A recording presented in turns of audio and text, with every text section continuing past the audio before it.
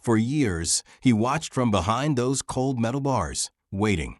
Every day, people walked past his cage, their faces lighting up as they picked out puppies. Papers were signed, excited voices filled the air, and tails wagged as dogs left with their new families. But no one ever stopped for him. He had given up hope, until one day something changed. A couple stood in front of his kennel, looking directly at him. At first, he thought they were just like all the others, curious but uninterested. But then something unexpected happened. They pointed at him. The worker nodded. Papers were signed. And that's when he realized he was going home. But what happened next, no one saw coming. Hunter had lost track of how long he had been in that shelter. Days blurred into weeks, weeks into months, and months into what felt like an eternity. At first, he had been hopeful. Every time someone walked through the adoption area, he would jump to his feet, wag his tail, and press his nose against the metal bars of his cage, hoping, praying, that today would be the day. But it never was. He had watched too many dogs come and go, each one leaving with a new family, while he remained behind. The energetic puppies, the small breeds, even some of the older dogs, all of them were chosen before him. He had done everything he could to get noticed. He had tried barking excitedly like the younger dogs, but that didn't work. He had tried sitting quietly and looking up with pleading eyes, hoping for sympathy. That didn't work either. At some point, he had simply stopped trying. Now when people walked by, he barely lifted his head. What was the point? The shelter was a loud, chaotic place. Dogs barked constantly. The air smelled of disinfectant, and the concrete floors were always cold. Volunteers came and went, feeding them, cleaning their cages, and occasionally taking them for short walks outside. But Hunter never felt free. His cage was small, just big enough for him to turn around in. His food bowl was always filled, but the kibble was dry and tasteless. The only time he felt warmth was when a staff member stopped by to scratch behind his ears, but those moments were rare. At night, when the barking quieted down and the lights dimmed, he let himself remember. He hadn't always lived like this. Once a long time ago, he had a home, a real home. A warm bed, a backyard to run in, a person who had loved him. But that was another life, one that felt like a distant dream. Now he was just another forgotten shelter dog, waiting for a chance that might never come. Then, one afternoon, something changed. He didn't realize it at first. He was curled up in his usual spot, resting his head on his paws, when he noticed movement outside his kennel.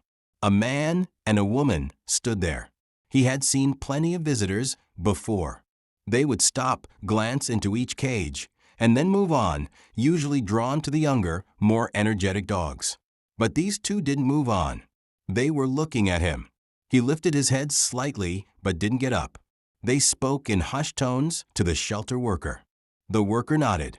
A few moments later, the latch on his cage clicked. He hadn't heard that sound in a long time. A leash slipped around his neck, a voice spoke his name, and then, for the first time in what felt like forever, he stepped outside. The air outside the kennel felt different. For so long, the only world Hunter had known was the cramped space behind those metal bars.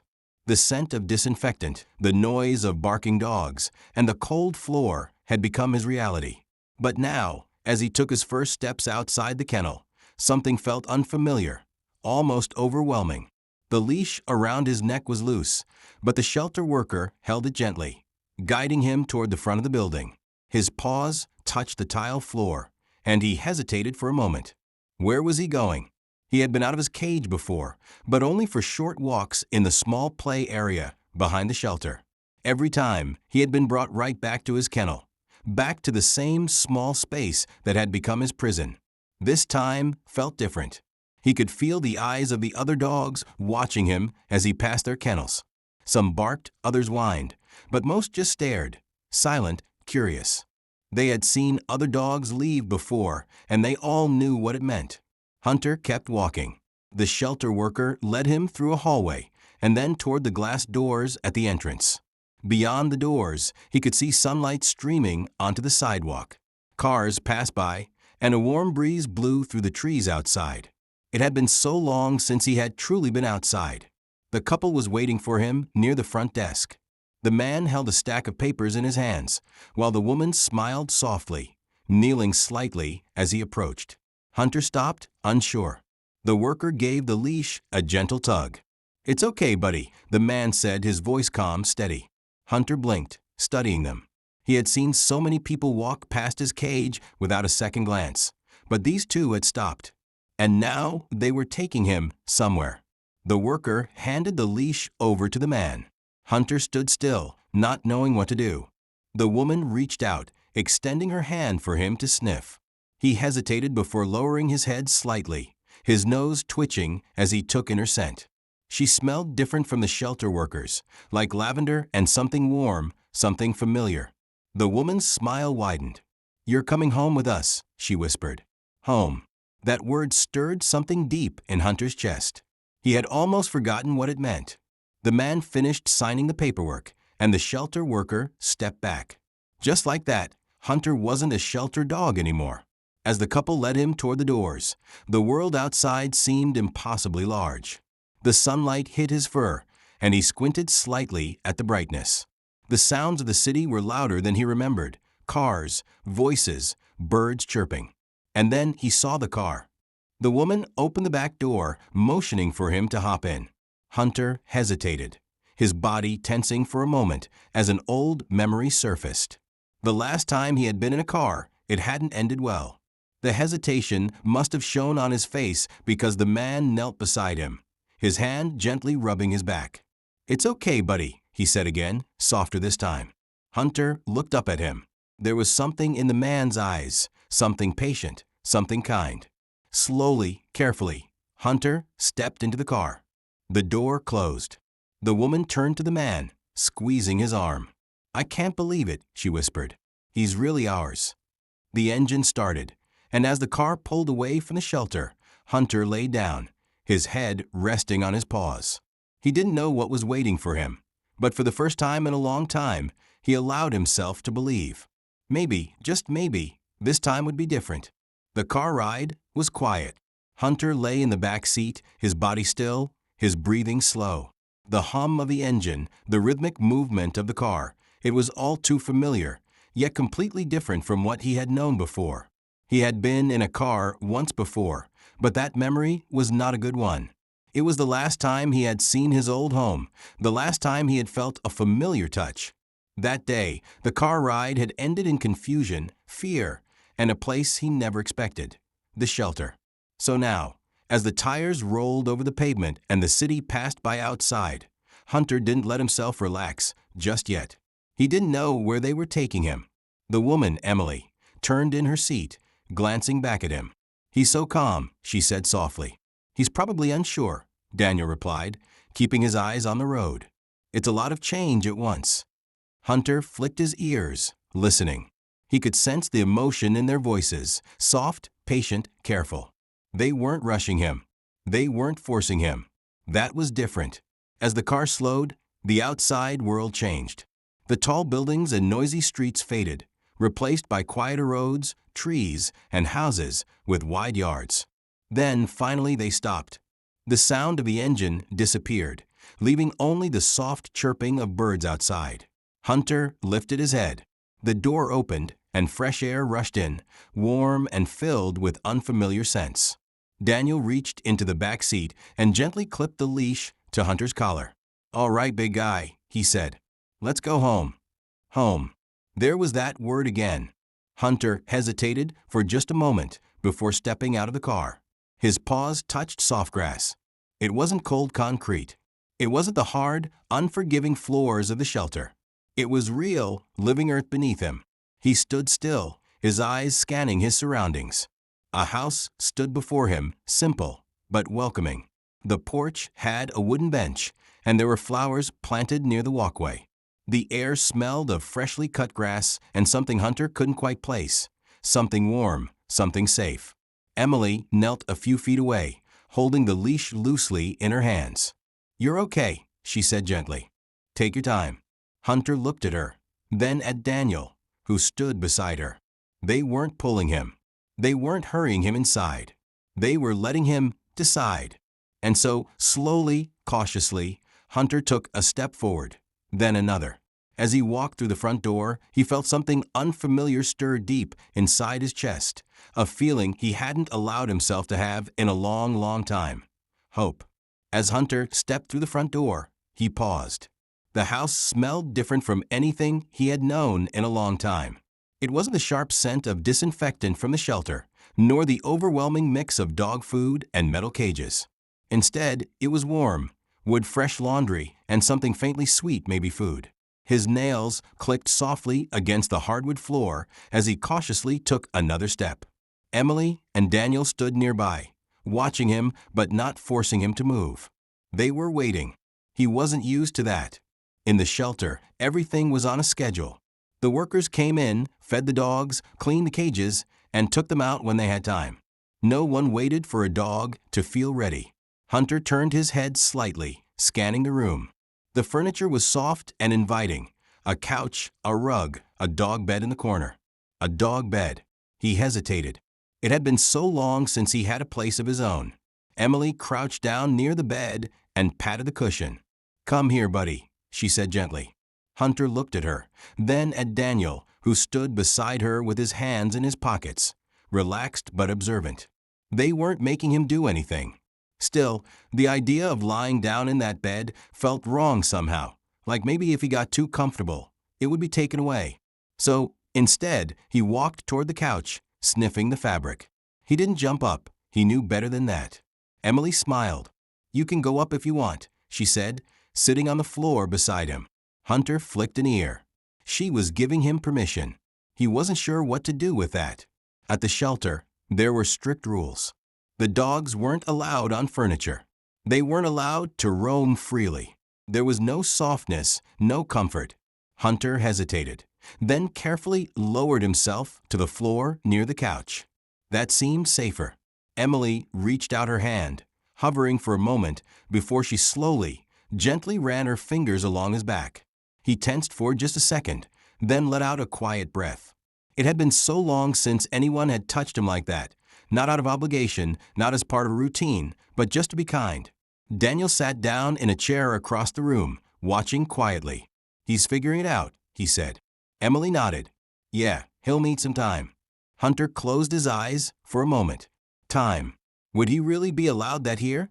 Or was this just another temporary stop before he was taken away again? He didn't know yet. But for the first time in years, he wasn't behind bars. And that was something. The first few days in his new home were quiet. Hunter moved cautiously through the house, learning its scents, its sounds, its patterns. He didn't roam far, always keeping close to the walls, never venturing too deep into the unfamiliar space. Daniel and Emily gave him space. They didn't crowd him, didn't force affection on him. They spoke softly, moving at a slow, steady pace, as if they understood that trust couldn't be built overnight. He ate his food, but only when no one was watching. He drank from his water bowl, but would freeze if footsteps approached while he did. He found comfort in small corners where he could observe without being noticed. It wasn't that he didn't want to trust them. It was that he didn't know how. At the shelter, trust had meant getting hurt. Dogs were returned all the time. Families took them home only to bring them back when they decided it was too much work. He had seen it happen over and over again. He had learned that hope only led to disappointment. But then, one evening, something changed. It was late. The house was dimly lit, the soft hum of the television filling the quiet. Emily sat on the couch, a blanket draped over her legs, her fingers running absent-mindedly along the fabric. Daniel was reading something, his brow furrowed in concentration. Hunter lay in his usual spot near the couch, not too close, not too far, just near enough to watch. Then, without really thinking, he moved. It was just a small movement, a tiny shift forward, his paws sliding slightly closer to Emily's feet. She noticed. She didn't say anything, didn't reach out, but he saw the way her lips curved into a small, knowing smile. A few minutes passed. He inched forward again. This time, he let his head rest gently against the side of the couch. Emily exhaled softly, but still, she didn't touch him. She didn't rush him. She waited. And finally, Hunter let out a deep breath and closed his eyes. It was the first time in years that he had allowed himself to be close to someone. The first time he had let himself relax. And for the first time he started to believe that maybe, just maybe, this was real. The weeks passed, and slowly, Hunter began to change. At first, the differences were small, so small that Daniel and Emily almost didn't notice. He started eating while they were in the room, instead of waiting for them to leave. His tail, once always tucked low, began to lift slightly when he walked. Then came the real change. One morning, Daniel clipped Hunter's leash onto his collar and led him outside. It was a warm day, the sky a soft blue with wisps of white clouds scattered across it. The air smelled of fresh-cut grass, and birds chirped from the trees lining the quiet neighborhood. Emily stood by the porch, watching as Daniel walked Hunter toward the park down the street. Hunter moved carefully, still uncertain, still hesitant. But he was trying. That was what mattered. When they reached the park, Daniel led him toward a grassy field, away from the small playground where children played. It was peaceful, open, a place where Hunter could breathe. Daniel knelt beside him and unclipped the leash. For a moment, Hunter just stood there. He looked at Daniel, then at the open field. The last time he had been truly free, he had been abandoned. The last time he had been running after someone. He wasn't sure what to do. Daniel didn't rush him. Hunter stood still, waiting. Then, something shifted in his mind, a memory flickered. He recalled running through a backyard, feeling the wind in his fur, hearing laughter as he chased a ball. His paws twitched, and before he even realized what he was doing, he ran. His legs stretched, his muscles remembered what it was like to move without restriction. The air rushed past his ears, and his tail lifted higher than it had in years. Emily gasped from the porch, covering her mouth as she watched. Daniel just smiled. Hunter ran in circles at first, unsure. Then faster, stronger. He turned back toward Daniel, his tail wagging, his tongue hanging out. For the first time since leaving the shelter, Hunter was happy. And when Daniel called his name, he didn't hesitate. He sprinted toward him, sliding to a stop in front of him, panting hard but alive. Daniel reached out and scratched behind his ears. "Good boy," he murmured. Hunter pressed his head into Daniel's hand, closing his eyes. For the first time in years, he believed it. The seasons changed. The days grew colder, the air crisp with the scent of autumn leaves. The house, once unfamiliar, had become something else entirely. It had become home. Hunter no longer hesitated when stepping through the front door. He no longer flinched when Daniel or Emily reached out to pet him. His tail, once stiff and uncertain, now wagged freely. He had learned the routines of the house, the quiet mornings when Emily sipped her coffee by the window, the evenings when Daniel sat by the fireplace with a book. He had learned that when the doorbell rang, he didn't need to be afraid, that when Emily kneeled down and opened her arms, he could lean into her warmth without fearing rejection. Most of all, he had learned what it meant to belong again. One evening, as the first chill of winter settled in, Hunter lay by the couch, his head resting near Daniel's feet. The fire crackled softly in the fireplace, filling the room with a golden glow. Emily, curled up with a blanket, glanced down at Hunter with a soft smile. "Can you believe how much he's changed?" she murmured. Daniel nodded, his fingers idly scratching behind Hunter's ears. "He just needed time," he said. Hunter sighed deeply, his body completely relaxed. The old fears were gone. The cold, hard floors of the shelter were just a distant memory. He was no longer the forgotten dog behind metal bars. He was home.